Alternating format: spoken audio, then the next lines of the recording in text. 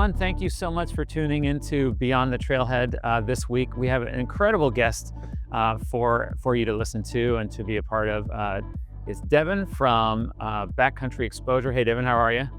Oh, Craig, I'm great. Thanks for having me. It's nice to take a break from sitting at the sewing machine for a minute and chat. Yeah.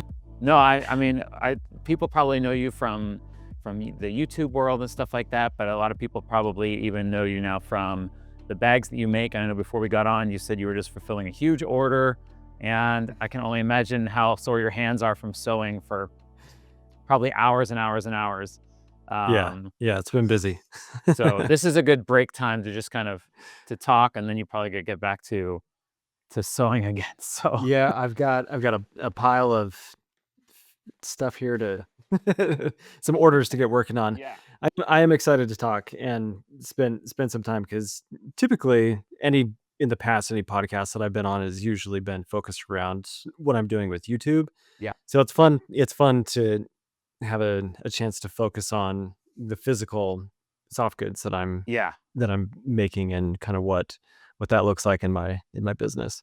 That's cool. Well, I guess we'll just get right into it. If you could just kind of let us know kind of what exactly your business is for those that don't know, how long you've been doing it, just a few quick little things about how you started.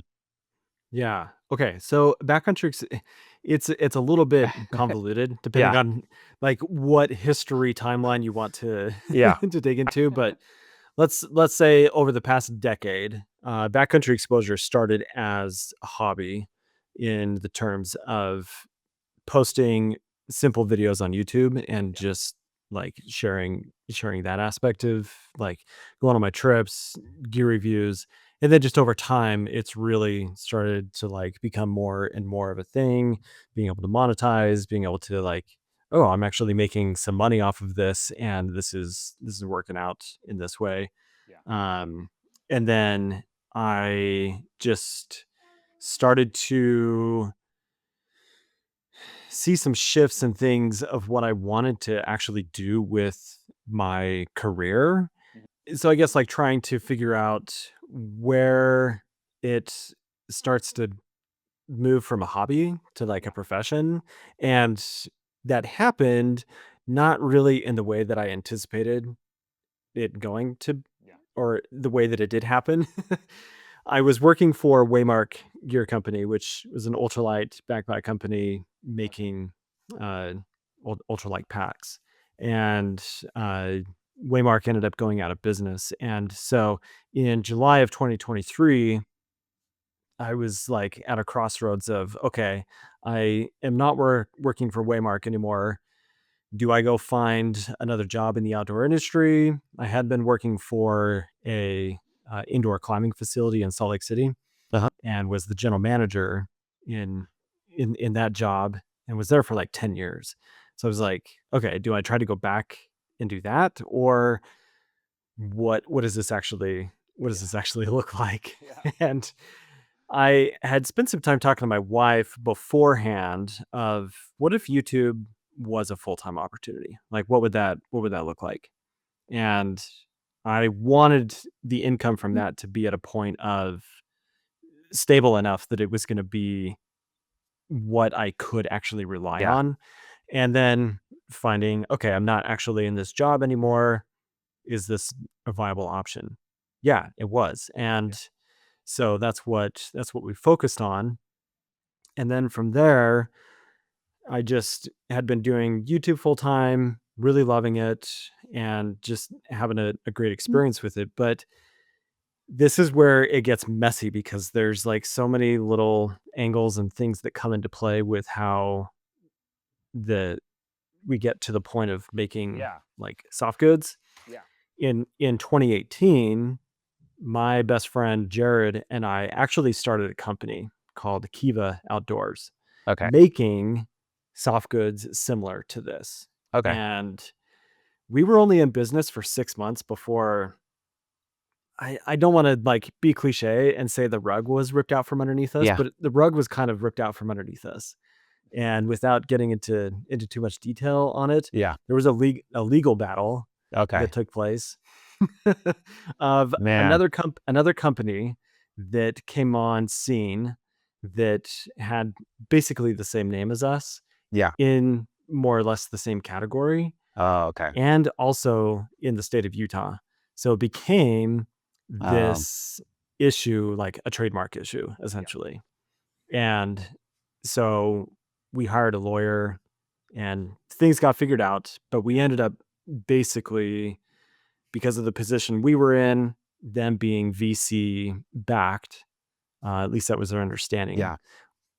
We didn't have the money to battle Yeah. like Yeah. what that was Yeah. going to look like, but we had the Yeah. leg up in being the first to market with the product. Yeah. So our name had that value aspect. Yeah. And I'm trying to not get into the weeds of that, but we essentially sold the name of the Yeah. company, and that just it took the wind out of the sails. We were just Yeah. like such a bummer. We were Yeah. s- moving along and then just like got hit with this thing, and it just like made it not fun. Yeah. And so in 2020, when I got furloughed What from happened in 2020? yeah, That's I good. got furloughed from my job at the climbing Yeah. gym. I was like, I got to make some money somehow. Yeah. And so I went back to what those products were, which were similar to this, Yeah. and sold them on Etsy.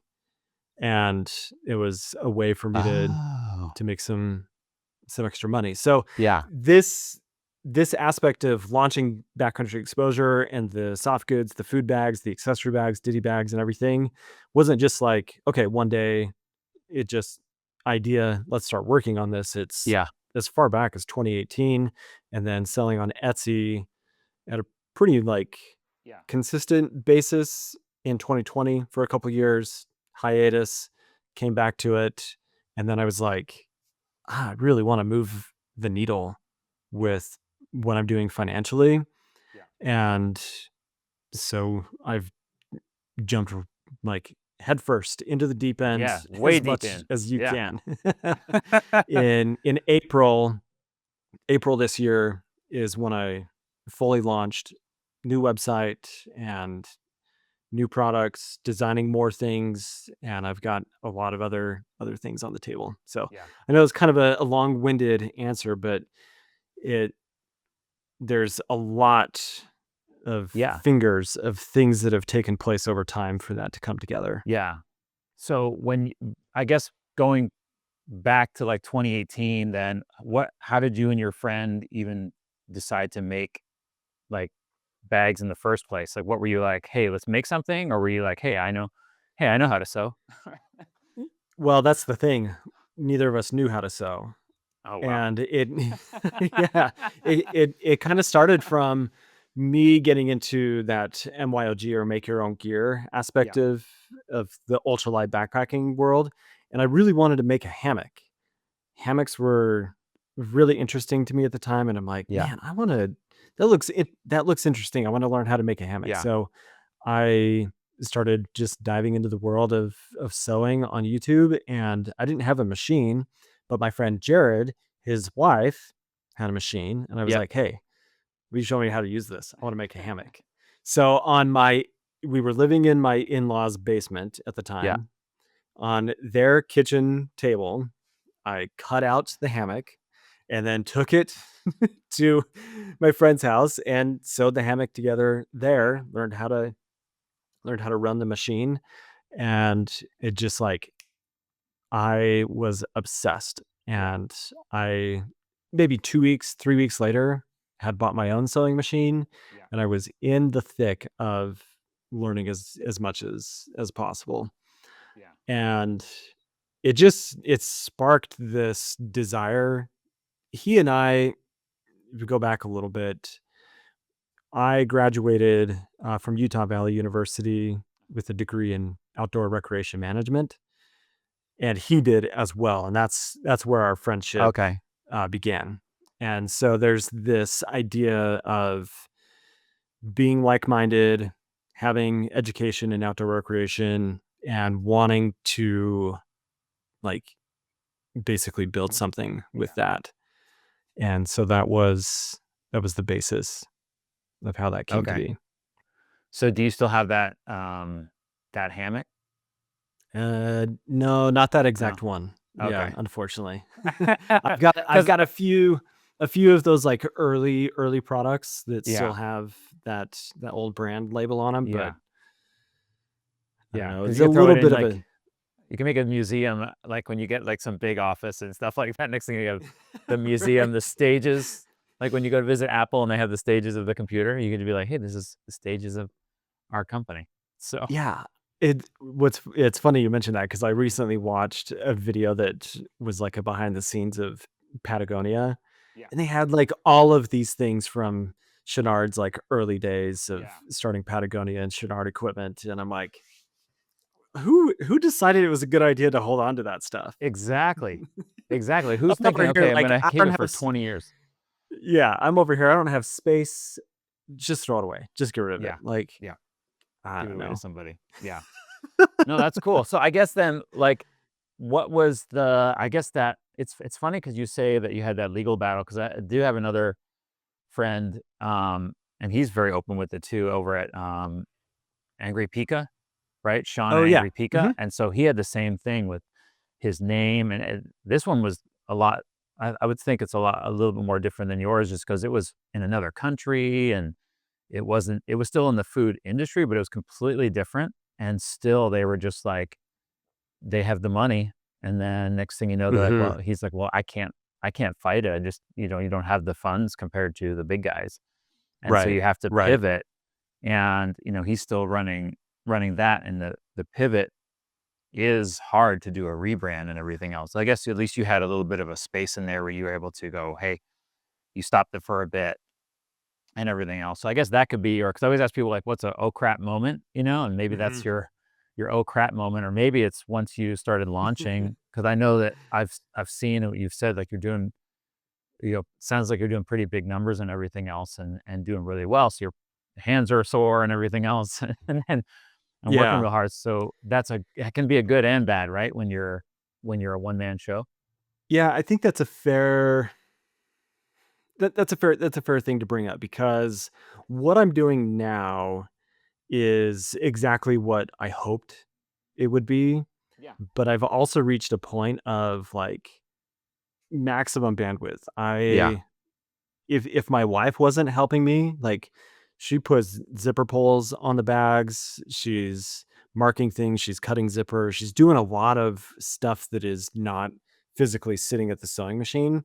Yeah. And I don't want her to have to work, Yeah. but I also am not quite in the best position that can hire or want to Yeah. hire. We're not Yeah. not for any, like, bad reason, but it's Yeah. just the space that I'm in is my home. It's Yeah. not really conducive to having somebody as an employee come in and, like, be in my Yeah. personal space, like so Yeah. I'm trying to hold off as long as possible of Yeah. not hiring any employees Well, I because mean, I you have also kids. ugh, yeah. They are so fun, and they do, like, come and they'll mark, like, grow grain and, Yeah. like, be helpful that way, but I don't know, I try really hard to keep a balance of family life, work Yeah. life, and, has not been balanced well at all Yeah. for the last month, but Yeah. Well, because 'cause you're I still think doing the YouTube thing on top of this, right? So, and Mhm. I see you come out with quite a few. You're consistently coming out with a lot of videos, so I can't imagine that's gotta be hard. You're creating content, and then you're also doing this, and then you're trying to balance that with Yeah. family and everything else. And I know for my business, when I first started out, I was doing everything and anything, and then I kind of neglected my family, and then eventually the business grew to a point where I was like, okay, I've got to start saying no to a few things Mhm. so that I can prioritize my kids, because whether they're young or old, they still need your time. Oh, yeah. And um, I mean, hopefully that you'll get that full balance. I mean, I don't think it ever quite gets there, but you figure out like patterns and everything else where you're like, okay, I know how to do this and this. So yeah, Yeah. I mean, A lot of I guess what I had hoped would happen with Yeah. the soft goods aspect of the business is that I'm actually able to reduce the amount of content that I'm making and Gotcha. be less reliant on the income that comes from making content on Yeah. YouTube. I love being a creator on YouTube. I love sharing my experiences. I love sharing what my perspective is of using gear in the field. Yeah. And I feel like I hear from a lot of people through comments or messages or Instagram messages, emails of like how much they appreciate my approach to the gear reviews that I'm doing. Yeah. And so it's like I want to keep doing that, but it one of my goals was to basically like if I'm making 30% of my income from the soft goods, 70% from YouTube, I want Yeah. to flip the script Yeah. and make YouTube more of a hobby at that point, and the soft goods being the primary focus, Yeah. which is I guess that's 2026 goals Yeah. is I've got more products, more advanced products that I plan to release, things that I'm working on. I've got like 6 or 7 different product ideas that I want Sorry, to do. you said 6, 7, so it's that time. My I kids know are middle school. yeah, like yeah. I instruct college students Okay. as a Yeah. side thing, and I said 6, 7 in the classroom one day, and I got roasted for it because I Yeah. didn't know what I'm it sure. was. They just started laughing because I had no idea. I was like, "Is Yeah. there a booger in my face? Yeah. Like, what what am I missing here?" But anyways, yeah, you said you got 6 or 7, like, kinda more advanced products? Yeah, and the idea was okay, so I've been working on or had some of these products like my zippered food bag Yeah. that I've on Etsy, I think I've sold probably like 400 of those Yeah. over since 2020 when I started selling on Etsy. And so those have been out for quite some time. But in the launch of what I'm doing now, it was like, okay, let's create something that is way more focused, has way more strategy, and a lot more like branded, like what Yeah. an actual bit, like what an actual business would be doing, Yeah. right? And around that, I decided the launch is going to focus on a baseline of accessory products, Mhm. things that are fairly easy for me to make at scale. Yeah. And I've been able to put that together pretty well. Like Yeah. I just finished an order that was 340 bags for a wholesale account. Yeah. And that took me 3 weeks to do. But that's also Wow. coming Yeah. from I had all that experience of making backpacks at scale, doing Yeah. like 40 backpacks in a week and being part of that operation. I didn't physically. We had amazing employees that uh, helped obviously do all that production or were primarily doing the production. Yeah. But the idea of if I can create a level of volume with these like baseline, more simple products, Mhm. then it gives me more or less a foundation to then build these more complex designs, other things that I want to do. Yeah. And it's not going to be a backpack. Yeah. I'm not I'm not planning to do backpacks. I get that Yeah. asked quite often. Um, That's but literally what I I've was thinking. I was like, "Is he making backpacks?" And I was like, "I no. don't know," you know? No, I don't plan to do Yeah. backpacks, but I've got a couple of like tote bag designs, one that would be more focused on kind of like an everyday use. And then the other is a tote that I had already created. I'll show you. This was actually a Oh, Waymark cool. Okay. product, but it is my design. It's something Oh, that I cool. created and then was released under the Waymark name, but Yeah. with Waymark out of business and that being essentially my product, I'm Yeah. resurrecting it Oh, cool. and making some slight Yeah. design changes and things to it. But yeah, and then I've got several other things. One of the next soonest product is what I'm calling the backcountry porch. Yeah. That Okay. is a simple ground sheet, like Yeah. basically a piece of fabric with some loops at the ends, and put it in the vestibule of your tent Yeah. as a place to like keep stuff off of wet ground. Uh, and then so there'd be two sizes, one that's like small to really fit into a Yeah. vestibule space, and the other is much larger that like two people can sit side by side on it, or a larger vestibule, or like beach day, picnicking, Yeah. concert, eh, what a like day Yeah. hike, go out and just have like a dry, clean place to sit To sit. and That's put cool. gear.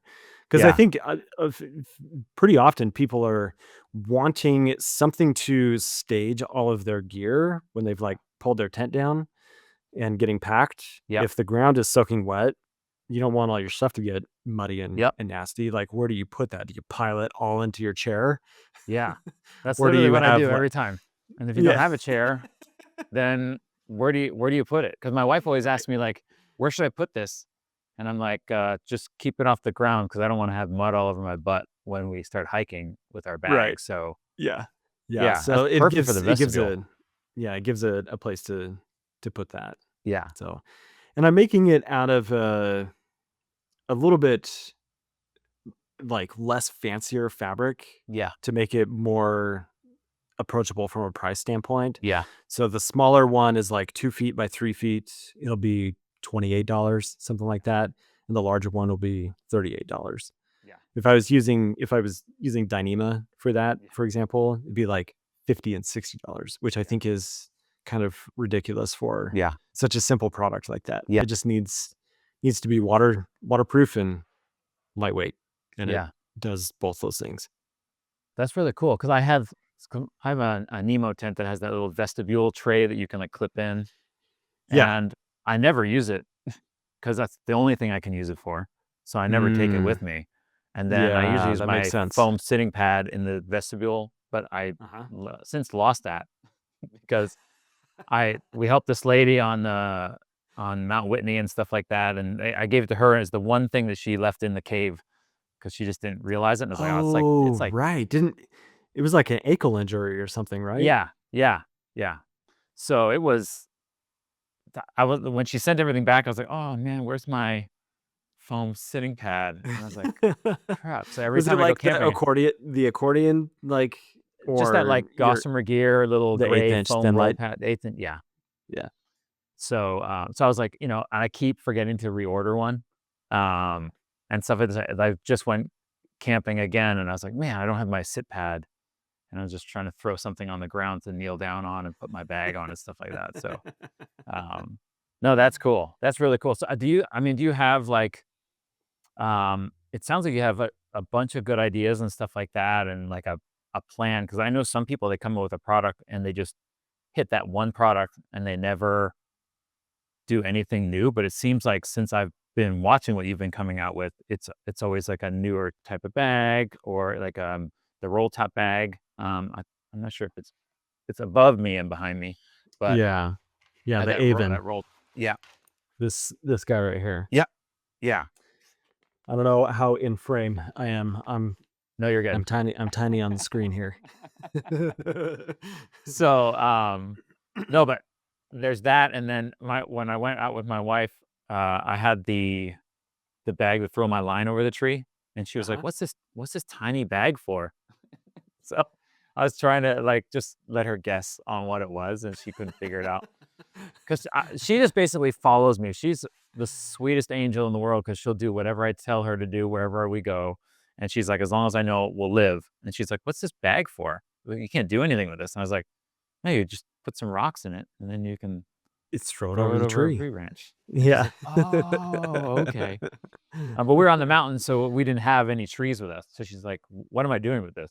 I think she would have figured out if we had trees around us. Um, Yeah. so, okay, so I guess my next question is then, what's one thing about running an outdoor business? I know you did it and then you kind of came back, but what's something that maybe nobody warned you about that was, can be good, can be bad, but something that like you're like, man, I wish they had warned me about X, Y, or Z. Ooh, that really is. I mean, you could talk about that for hours. Yeah. I think it is the fact that there's so much more to running a business than the actual production. In the sense of I'm creating a physical product and I spend the vast majority of my time sitting at the sewing machine producing product. But really that should not be the vast majority of what my time is spent doing. Yeah. I mean, I'm running as a solo operator, so it's what I have to do.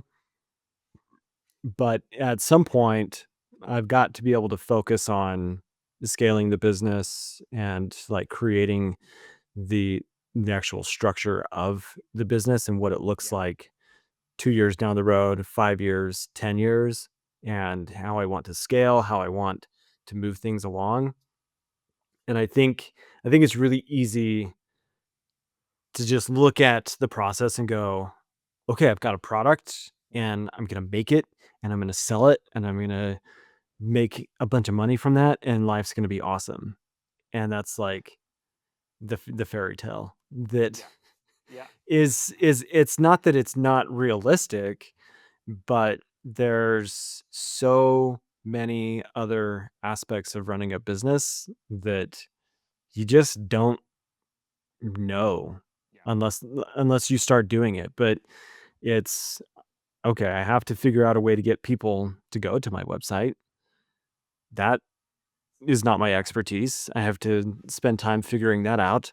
I have to be an accountant and figure out how to run taxes. Like Yeah. just all of those things about running a business that you already don't have any money. And then it's Yeah. like, okay, I need to hire a professional or somebody to help me with this. How do I afford to do that? Yeah. So I think, Yeah. I don't know, it's not the sexy answer, but Yeah. No, it's I mean it's your it's the baby and you're reality. like trying to figure out how to raise this child and Yeah. you're going to end up making mistakes. Yeah. So, Yeah. I mean, It's the end of the year and I'm thinking, man, have I set myself up correctly for yeah. taxes? Yeah. For No, that's true taxes. cuz when I do photography until we started selling physical goods, we didn't have to do sales tax, right? Like there's a tax I don't know if it's a tax loophole, but like when you're as a photographer when I'm doing photography with digital pictures, those are ones and zeros, so technically there's no physical thing that I'm giving, so I don't have to charge Right, sales right. tax. Mhm. But the minute I'm selling a wedding album or whatever, right? Now I've got to do Yes. sales tax. And then at least for me in Georgia, I've got to say, okay, now I've got to do sales tax for this county or this person's from out of state. So now I've got to do my sales tax a little different all the time. And I'm like, man, no Mhm. one told me this part. And you went from doing, YouTube and stuff like that, which is I'm sure it's a different tax thing than say all of a sudden now you have the sales tax that you've got to do from all these orders, whether it's wholesale or direct to consumer, you Yeah, know. yeah. Get a good accountant. That's all I have to I say. know, I know. We have a good guy that like he asks us so many questions throughout the year that it's great. And then my wife has gotten to a good pattern now where she's like, because she's the smart one. She went to Georgia Tech Mm. and she's super smart. And then I went to the school of hard knocks. So um Uh, so I'm not saying I'm not smart, but she's very numbers oriented and everything else. And so she helps in that aspect. But I mean, for people that don't know, they might not even know how they have to do it and stuff like that. So, I Yeah. mean, yeah, So we'll see. I mean, first year I'm in business in this regard. yeah, I don't currently have an accountant, and that's probably a mistake. So it's high on the checklist of things to do before the end of the year yeah, to no, secure yeah. somebody to get my books in order. But I guess with with you making products and stuff like that, since you had that relationship with, say with companies Mhm. when you were doing YouTube and stuff like that, were you able to kind of pick people's brains of companies that you were kind of close with and say, "Hey, I'm doing this. What are some ways that I can market myself?" And and I know you're using your YouTube platform a little bit as well, because it's not like it's a super high quality product. So it's not like you're just throwing something out there that's Yeah. something off of Temu or something like that. It's, Right. Right. I can throw this down on the ground full of my stuff, and then I don't have to worry about it tearing a hole in it instantly. And the zippers are really smooth and stuff like that too. So, were you able Yeah. to kind of leverage that a little bit, like your relationships with people? Yeah. Um, Trying to think how to best answer that because Yeah, yeah, it comes in from a few different areas. yeah, And I've said to my wife several times that I I feel like what I'm doing is successful. Like I'm getting orders every day and I'm selling on garage grown gear. I've got a couple other wholesale accounts and I'm moving product. I'm very, very busy and that feels successful. That feels like I'm doing the right thing.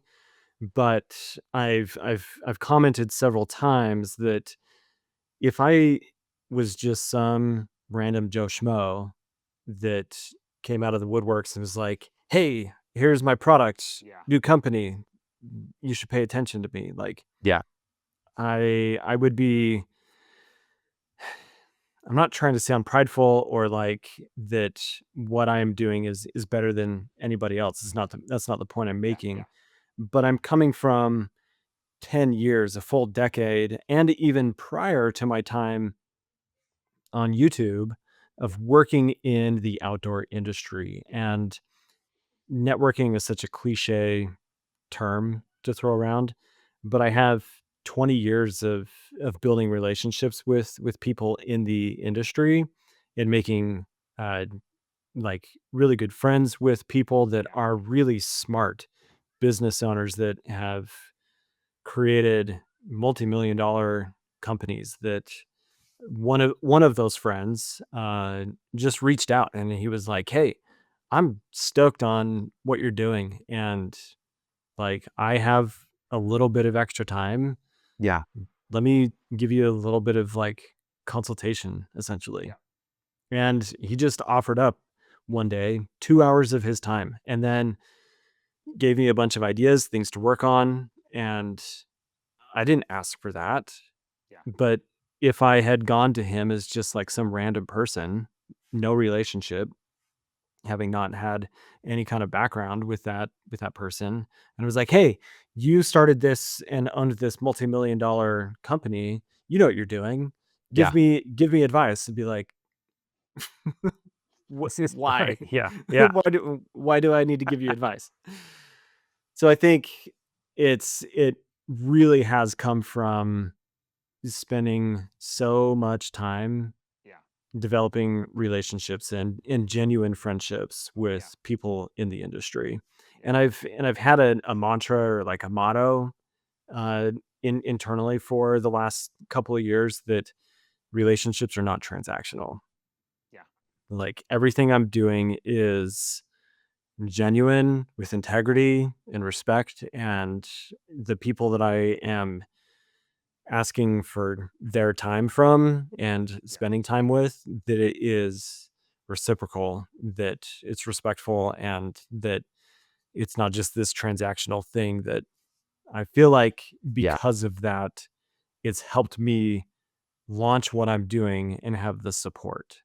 And I think even the fact that like I'm selling on Garage Grown, that friendship and the relationship that I had with Lloyd ahead of making soft yeah, goods, and actually like I was doing sponsored videos for Garage Grown on my YouTube, yeah, and just I don't know, that relationship, I think it afforded an opportunity yeah, because I guess to like share a little bit about that, I had emailed him and said, "Hey, can we get on the phone and talk about like potential content opportunities yeah, and working together?"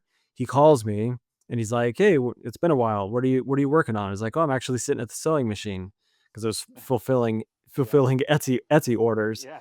he's like, "You're sitting at the sewing machine. Interesting. Tell me more about this." And Yeah. it like that alone was the essentially what springboarded the opportunity for when Yeah. I got to the point that I could scale and have the buying power to buy fabric at a Yeah. wholesale price and be in the position that I'm in now. If it wasn't like, I'm sure brands send garage grown samples all the time, Yeah. and it's not that out of the ordinary to just basically cold call your business to a retail company. But Yeah. again, I spent a lot of and have spent a lot of time Yeah. developing relationships with people, um, Yeah. and not being transactional in everything. Yeah.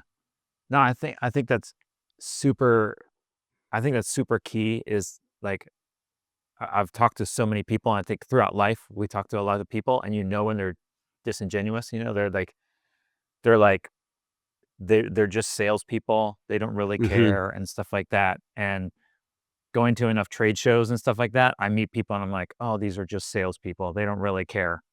And when I've met certain people that I've talked to, and I don't go up to them and try to sell them my services, I just find out about their company and stuff like that. And we just hit off on a good conversation. Next thing you know, we're at the after party, just hanging out and talking. And then we start talking about what I do and being a genuine person and knowing your content and knowing the character, not the character you portray, but your character that you have based on your YouTube and stuff like that. Yeah. Like you're a genuine person, and so people have a trust in you for that. And it's not this fake persona that you see on a lot of people, this really, really fake thing that you're like, okay, their content's good, but I don't know if I want them as a friend, you know? And Yeah. Yeah, I get that. yeah. And so and Yeah. and Lloyd's a super great guy. I've never met him, but Yeah. but I know like Stellar human. yeah. Yeah. And so he seems like he wants genuine people, and sometimes the product I'm sure can be amazing, but if you're not working with a company that's a nice company to work with, you'll skip over it just because it's going to be a headache, and that they really don't care about it. A couple of trade shows ago, I went to a trade show and I was looking at this tent company. I was like, "Oh, I love your tents," talking about their tents. And next thing you know, they're like, "Well, we've never actually camped in them." And I was like, "Aren't you the owners and stuff like that?" And like, "Yeah, but we don't go camping. We just started making tents and because we thought it was a good idea." And I was Oh. like, and I see the tents, and this is like a more of a canvasy tent kind of a company.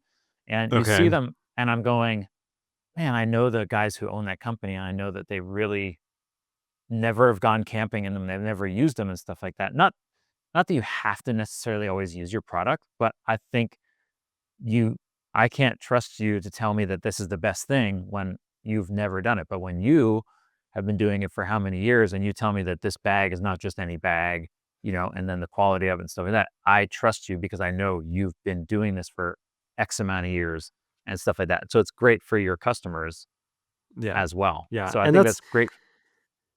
and Go ahead. I was just gonna say, and that's the approach that I try to take in, let's say, the ethos of what I'm doing with the business of, okay, if I'm going to design a piece of gear, there's a million different ways that I could take a rectangle and whatever size it would be.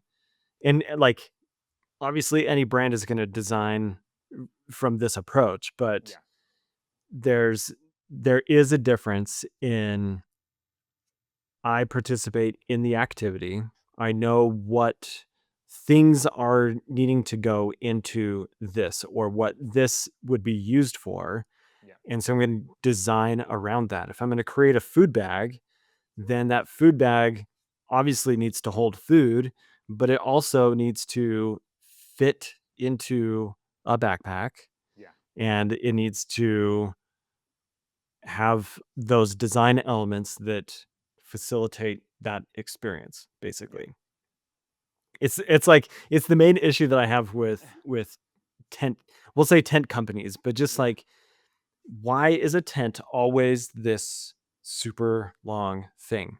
Yeah. It's not, I don't know anybody that shoves the entire tent package into their Yeah. backpack. You see it Yeah. strapped onto the back of or the bottom of a pack on Yeah. the outside in that way. But there's got to be a I've seen Black Diamond do it. I've seen Sierra Designs do Yeah. it where the pole set's separate from the actual body of the Yeah. tent. But that's my approach. I'm trying to create something even just like my ditty bags. Yeah. This could be any size. This could be any shape or whatever I want it to be. Yeah. But I went into that with the specific intention of these are likely the things that a backpacker is going to use this size bag for. Yeah. Poop kit. It's going to have a trowel in it. It's going to have wet wipes. It's going to have a bidet, hand Yeah. sanitizer, or electronics. Power banks are about this size. Yeah. And so when you get two of them side by side, does the gusset in the bottom of the bag match the width of that? Yeah. Or if it's too narrow, then they're not sitting at the bottom of the bag. Yeah. It's all of those Little those things. Yeah. little things that I try to focus on. And I attribute it to like when somebody picks up one of my products, what I want them to do is have like a subconscious experience with it, which sounds like kind of silly for such a simple, like Yeah. basic product.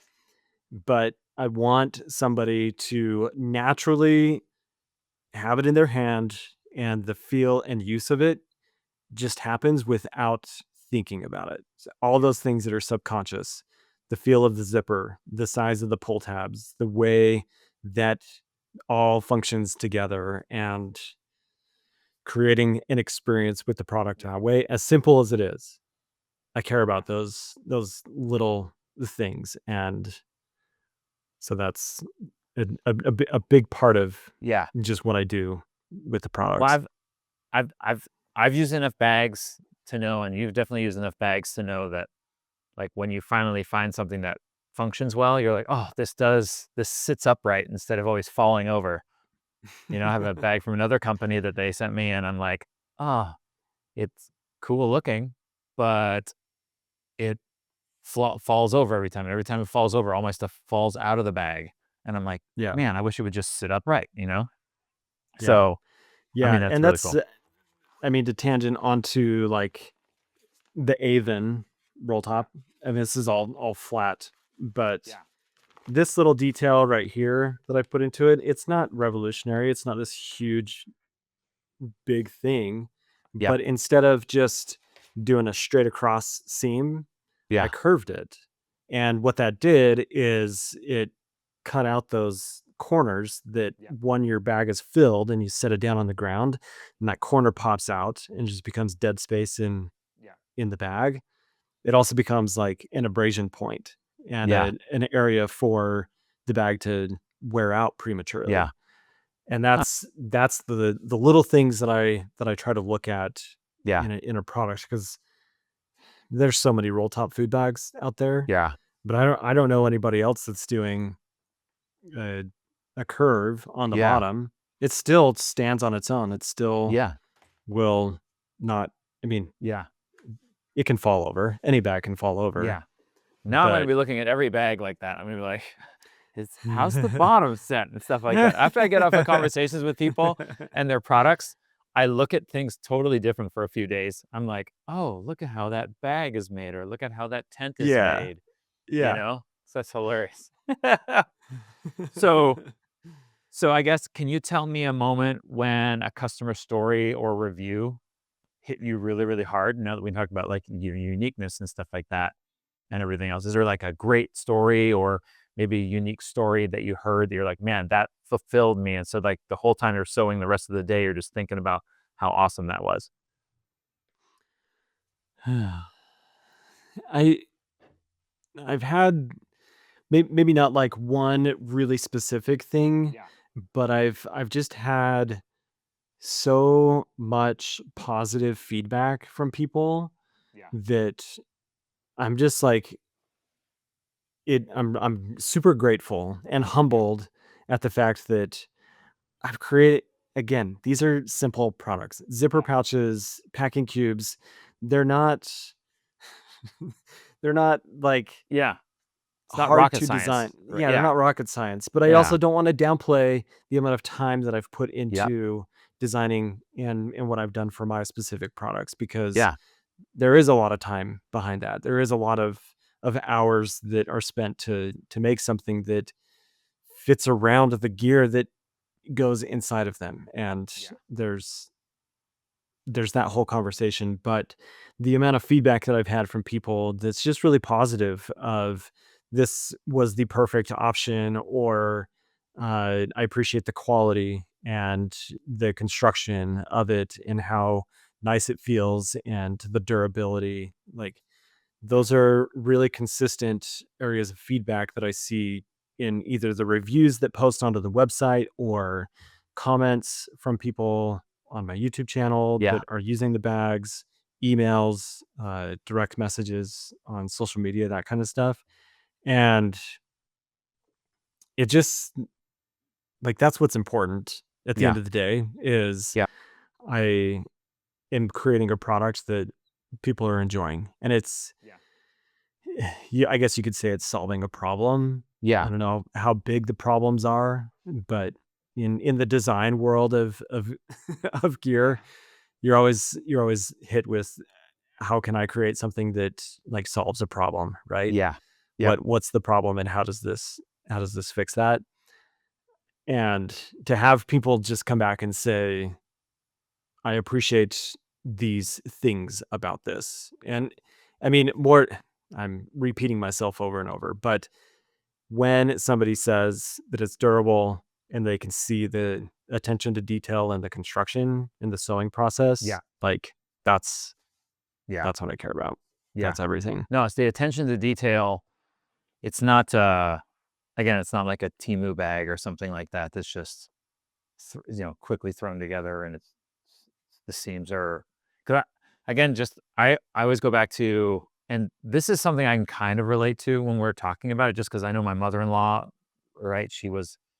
Did seamstress stuff for 20 years. So when I showed her this, I was like, "Hey, can you make me something like this?" And she's like, "Just buy it. It's made really, really well." So I was like, "Okay," you know, because I mean, That's awesome. she's upstairs, and I'm like, the kids always ask her, "Hey, can you make me something?" And I'm like, "Hey, can you make me uh like a 2 liter um belt that I can wear hiking?" And she's like, "Can you just buy it, please? Just find a quality item and buy it." And I'm like, "Okay." So Fair. so I like that. um all right, so two more questions. I guess the first one would be, um, not to be a Debbie Downer, but is there like any like reviews or times that I'm sure there's always going to be negative people, right? That are going to say stuff. Do you get people sometimes that just say like, "Hey, this is just a bag," or is there some weird, just crazy people out there? Yeah, You I've know? seen I've seen comments around the idea of, Yeah, like, it's too heavy. Why would you spend that kind of money on that? A yeah, Ziploc bag is yeah, is is gonna work just yeah, fine. yeah, And cool.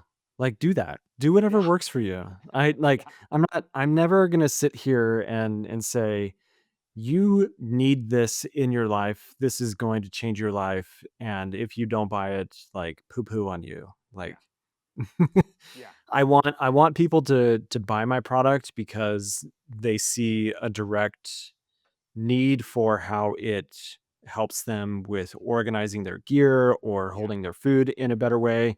Like, I've had several people that they were just tired of using roll top bags because they're either really big yeah, or they are made out of material that shrinks. Like, Dyneema, over time, the more you roll it, the more you yeah, compress it, it shrinks. And a 15-liter food bag becomes a 8-liter food bag over time.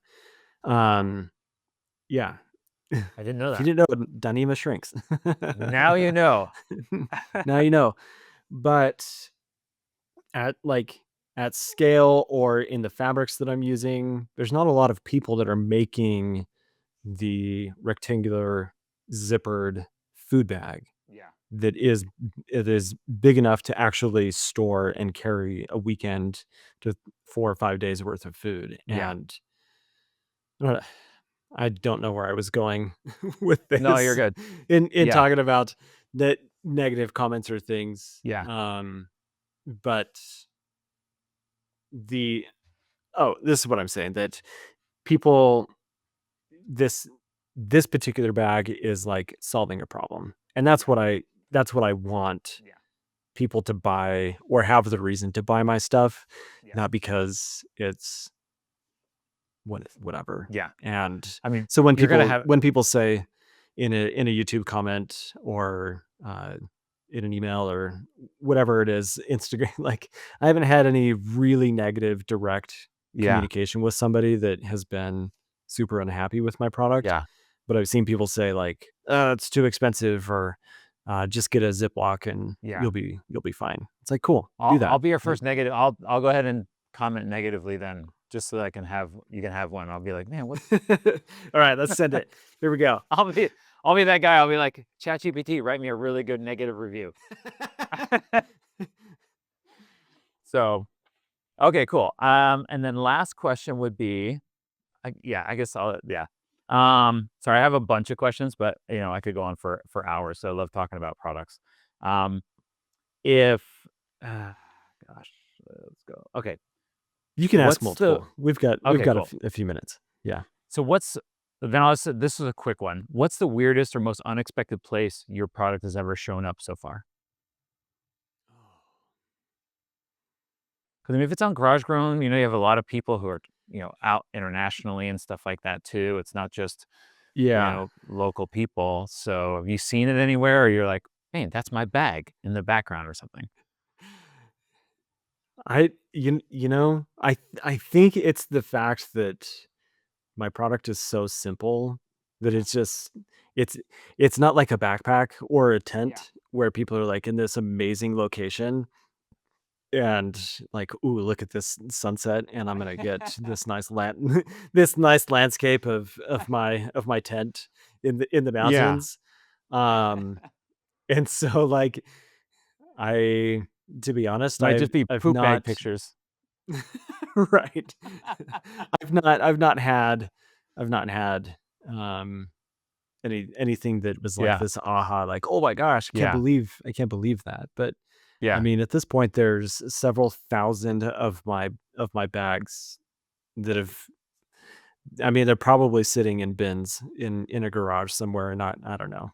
Yeah. Hopefully they're getting used, but Well, there's a lot of product out there, and so maybe one well, day I'll I'm heading to Sahale, hopefully, in North Cascades again. I went there like a couple of years ago, and it's like oh cool. I think Miranda did a video on like the top toilets or something like that around Oh yeah. backcountry countries. Yeah, yeah. And I was like, Yeah. hey, when I was using that toilet, I was like, this is the best toilet view I've ever had. I mean, like, and so I'll just take your poop bag and I'll just make sure I take a picture of it when I'm up there, Excellent. and then that'll be the most Ec unique place you've ever seen one of your bags. excellent, So excellent. Yeah, I mean, I know that I've got bags internationally, and I've made a couple of custom things recently where this guy was wanting very specific. It wasn't anything that was like a really drastic custom design, yeah, but he wanted a couple of custom things to use for travel, yeah, and he was using a specific brand of backpack. He wanted these specific sizes, liter size of essentially packing yeah. cubes to pack all of this stuff into. Okay. And he's been sending me pictures of the bags in his travels, and Oh, cool. that's been really cool. Yeah, It's neat to have like started to create something. Somebody found a need for it, and then it's actually getting used. yeah, And I think that's what's cool. Like, yeah, so no, I haven't seen anything pop up that is like, whoa, cool, that's yeah, amazing. But I get people again in feedback or things that like I purchased a couple of these packing cubes or the ditty bags or the food bag, and it is the exact thing that I was looking for, Yeah, or it solves these problems, or it's yeah, that's cool. I yeah. like it. I like people who are like, instead of just always negative with their comments, when you're, like, a lot of times people won't comment unless they hate it, unless something's wrong with something, and then but when you got a lot of people that comment good stuff about it, you're like, oh, good, I'm doing something well. Yeah, yeah. Okay. Last question is, what advice would you give to someone on the trailhead of their own outdoor business dream? Mm.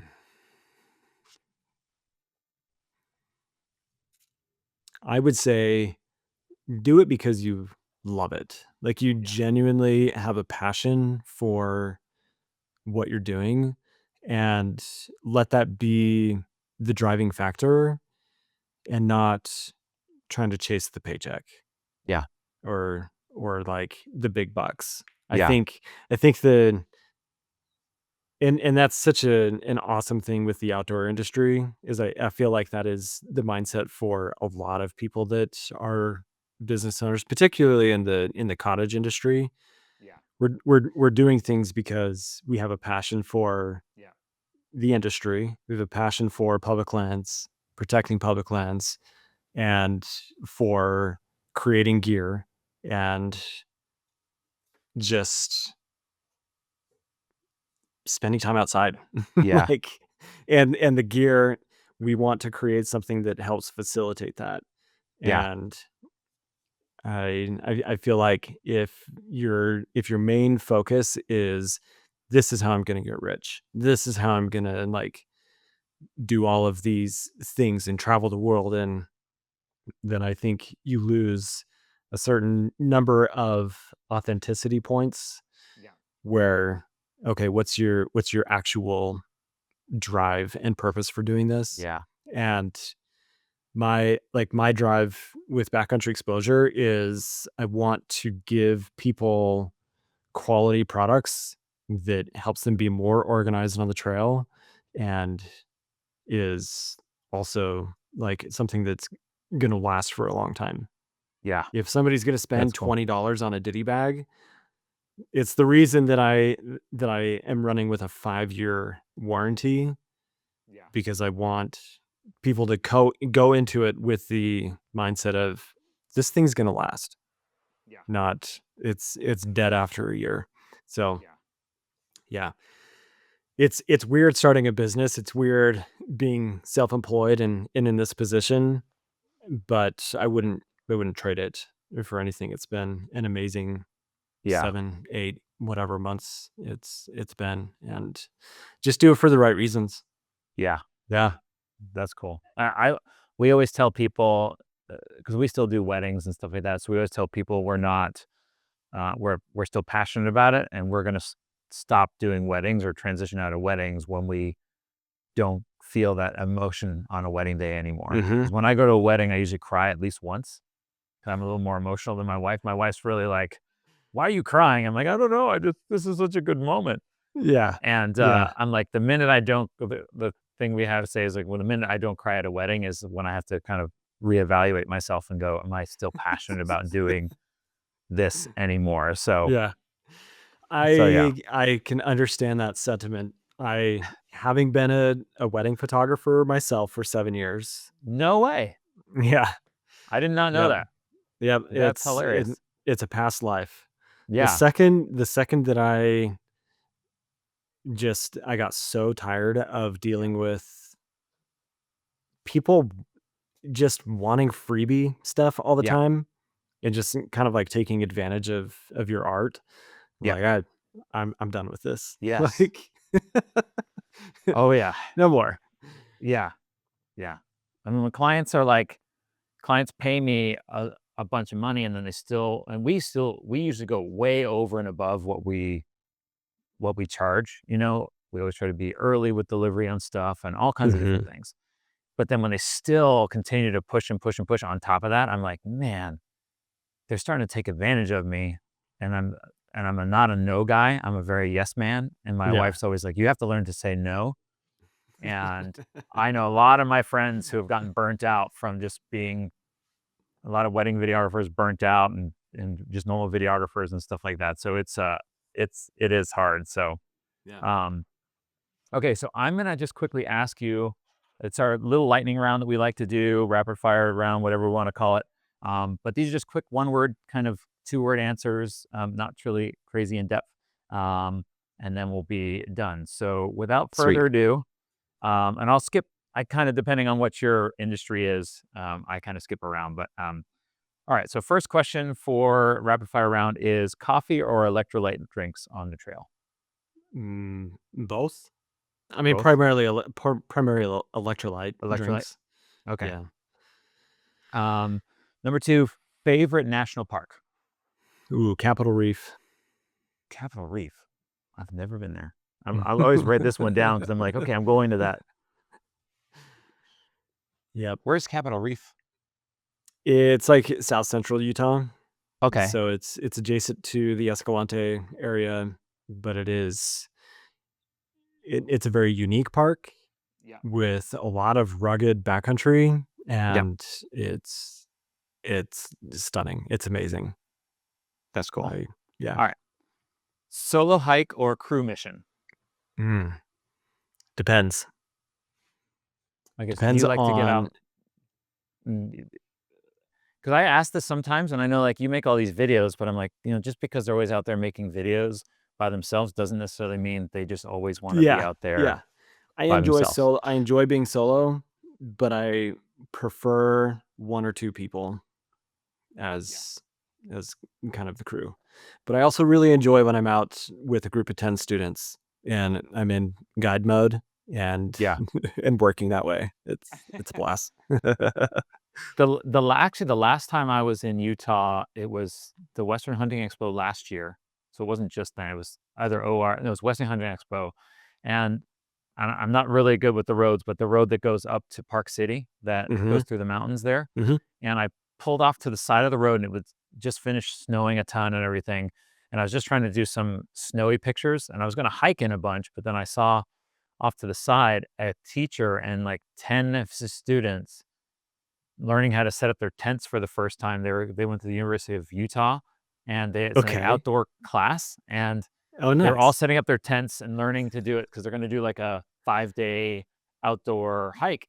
And I was like, "Hey, can I set up my tent right near you guys because this is perfect? It's only Yeah. 100 feet off the road." And then we started talking, and he was talking about how his students and what he teaches. And like, this is the coolest class. If I went to college, I would have totally taken that class. I like it. Um, All right, so worst trail snack you've ever tried? Ooh.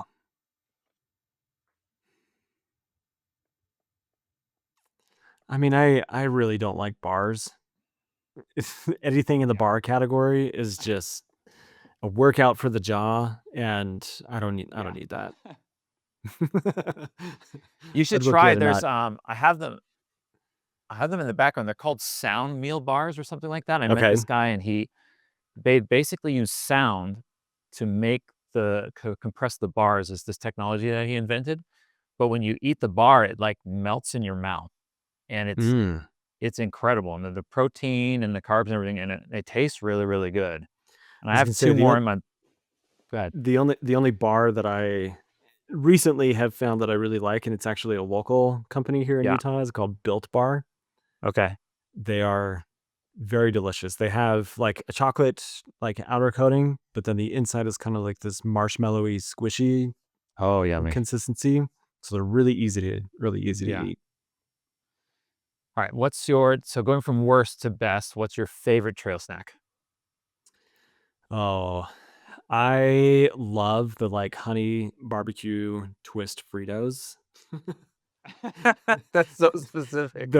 Those are really good.